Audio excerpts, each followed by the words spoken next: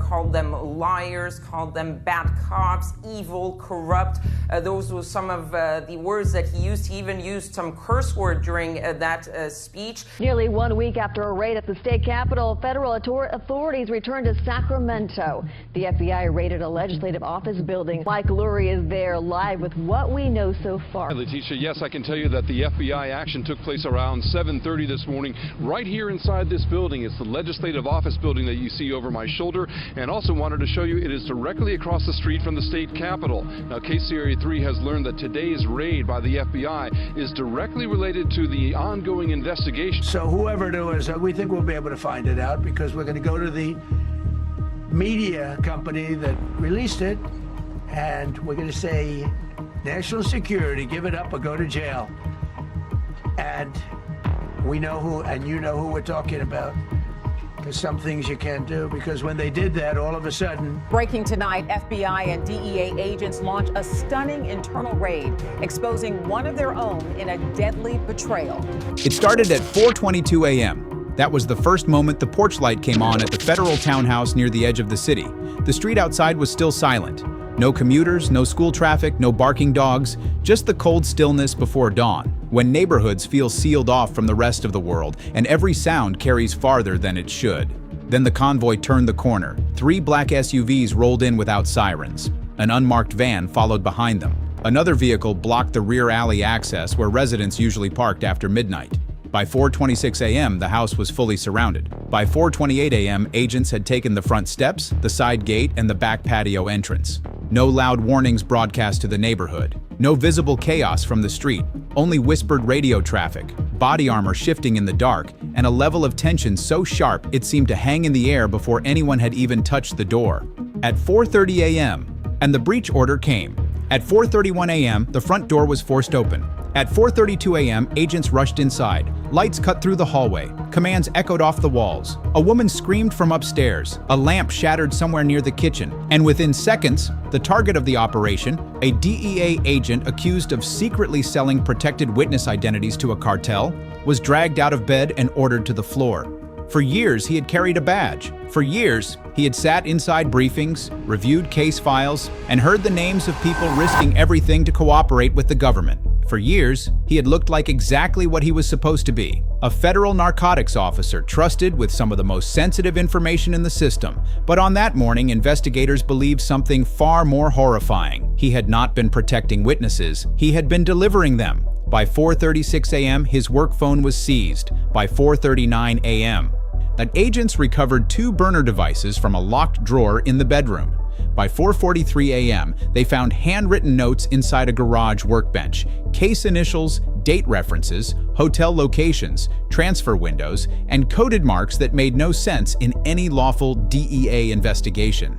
At 4:48 a.m., the operation changed from a corruption raid into something much darker. Because according to the case theory, this was not a federal agent taking occasional bribes to tip off traffickers about drug loads. This was a man accused of selling the identities of protected informants and cooperating witnesses to cartel handlers. Names, faces, meeting places, relocation details, the kind of information that can get a person killed long before they ever make it to court. At 4:54 a.m., agents entered the home office at the back of the house. Inside, they found a government-issued laptop, printed case summaries, unauthorized copies of witness movement logs, and a hidden flash drive taped beneath the underside of the desk. That flash drive would become the center of everything, because by 5:02 a.m., the first forensic preview indicated it contained files tied to active narcotics cases and internal witness references that should never have existed outside secured federal systems. By 5:08 a.m., the lead command official in the mobile unit used the phrase that would define the scandal: witness identities sold, not leaked by accident,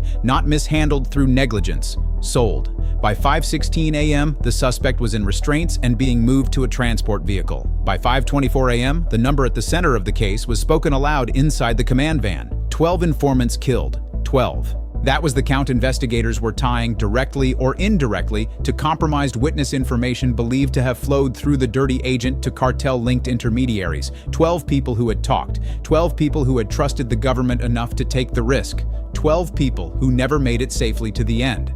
By 5:31 a.m., teams were already moving on secondary locations, storage units, a second vehicle, and a downtown apartment tied to a known intermediary. By 5:42 a.m., Internal Affairs and federal prosecutors had locked down multiple case files touched by the agent over the previous 2 years. By 5:57 a.m., emergency notifications were going out for surviving witnesses connected to investigations he had accessed. At 6:14 a.m., the first safe house transfer was underway, because if even part of the allegations were true, then people still alive might already be on borrowed time. That was the morning the system broke open.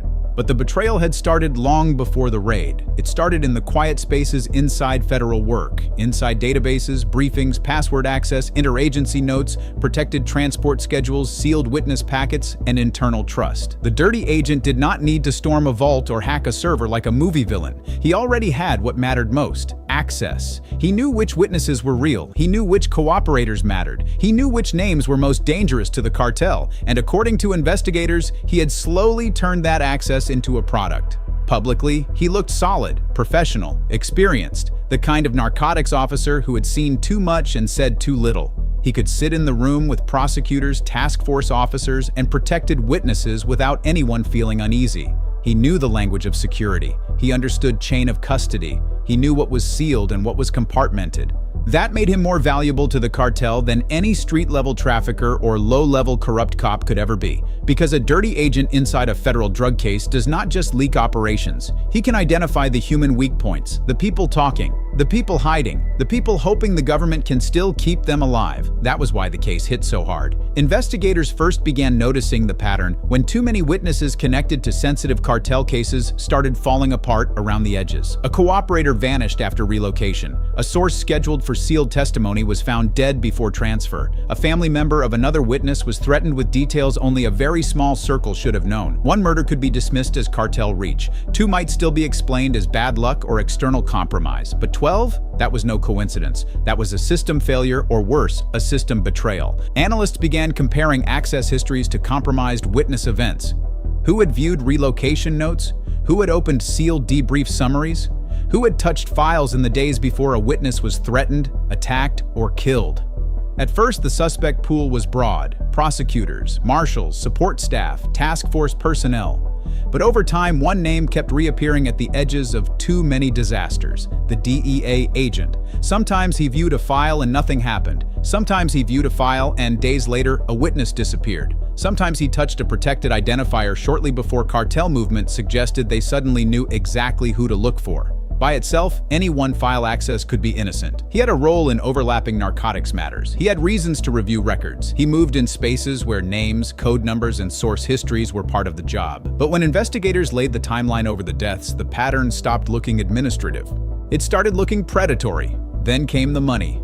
Not enough at first to shock anyone. That was the clever part. If the agent had bought mansions and supercars, he would have been caught sooner. Instead, the gains reportedly came in controlled pieces. Cash deliveries, debt paid off quietly, gambling markers covered, travel funded indirectly, transfers hidden through relatives, and side investments that looked almost boring unless somebody already knew where to look. Corruption survives longest when it looks modest. According to the working theory, the cartel did not pay him for muscle. It paid him for names, for certainty, for the ability to separate real witnesses from noise and deliver the exact people who threatened the organization most. That is what made his betrayal more devastating than ordinary corruption. A dirty officer who tips off a shipment endangers a case. A dirty agent who sells witness identities destroys lives at the most intimate level possible. He turns trust into a death sentence. He weaponizes the cooperation process itself. Every future witness who hears about the case starts asking the same question: if I talk, who inside the government might sell me next? That was the damage investigators feared most. Not only the deaths already tied to the leaked network, but the collapse of faith in the witness system. Because witness protection depends on one fragile thing above all others: belief. Belief that the state can still hide you better than the cartel can find you. Belief that the people handling your file are more loyal to law than to money. Once that belief breaks, entire prosecutions begin to rot. Informants stop talking. Cooperators pull back. Plea leverage weakens. Cartels gain not just from the killings, but from the silence that follows them. And according to federal sources, silence was exactly what the cartel bought. The breakthrough reportedly came from a seized phone taken off a cartel courier in an unrelated operation. Buried inside deleted message fragments was a string of coded references that investigators eventually connected to witness relocation identifiers. At first, the codes looked meaningless. Hotel numbers, initials, dates, fragments of towns. But once analysts cross-matched them with sealed witness movement events, the overlap became terrifying. Someone inside had been feeding the machine. Soon after, another break came through financial tracing. A relative of the agent had received unexplained funds through a shell consulting business with no real clients. Those payments lined up with periods just before two major witness compromises. That coincidence triggered deeper review. Phones were mapped, access logs were rebuilt, secure file openings were narrowed to exact time windows. Every road led back to the same man. By then, internal investigators had become extremely careful. Because a corrupt DEA agent with access to witness identities is not simply a suspect. He is an emergency. The longer he remains in place, the more people remain at risk. That is why the raid came before dawn, why his phones were seized first, why emergency witness transfers started the same morning, and why multiple cases had to be frozen before anyone even thought about public exposure. The evidence recovered from his house reportedly deepened the horror. Files that should have existed only inside secure systems had been printed and partially annotated. Coded notes appeared to classify witnesses by value, relevance, and urgency. A hidden contact list matched numbers linked to cartel facilitators. One device reportedly contained drafts of messages designed to disguise names behind nicknames and locations behind logistics shorthand. Another file suggested he had tracked which witnesses were hot and which had already been neutralized. That word, neutralized, hit investigators like a hammer, because it meant the killings were not side effects, they were outcomes. Outcomes someone inside the government may have knowingly helped produce. By midday, the fallout had already spread through every agency touched by the case. Supervisors were scrambling to identify all matters he had accessed. Prosecutors reopened sealed witness motions. Surviving informants were moved. Defense attorneys would later demand disclosures. Internal trust shattered almost instantly.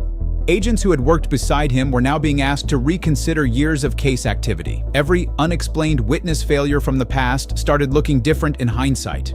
Every rumor of cartel reach suddenly had a new possible explanation. The cartel had not simply been powerful, it may have been shopping from inside the case files. That possibility transformed the scandal from one corrupt agent story into something far worse, a crisis of institutional integrity. Because federal narcotics work is dangerous enough when the enemy is outside the building.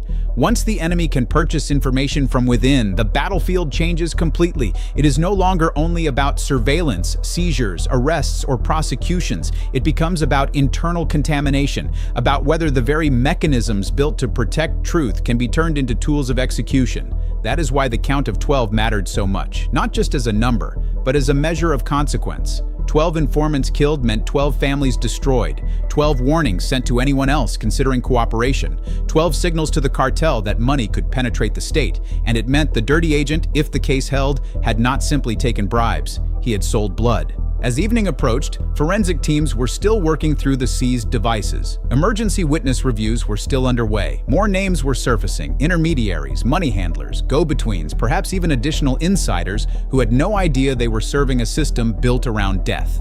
Prosecutors were preparing for a case that would not just expose one man, but force the government to confront the ugliest question possible in organized crime enforcement. How many people died because the badge meant access, and access was for sale? At 4:22 a.m., the townhouse looked like any other federal home before dawn. By 5:08 a.m., investigators were openly calling it a witness identity sale operation.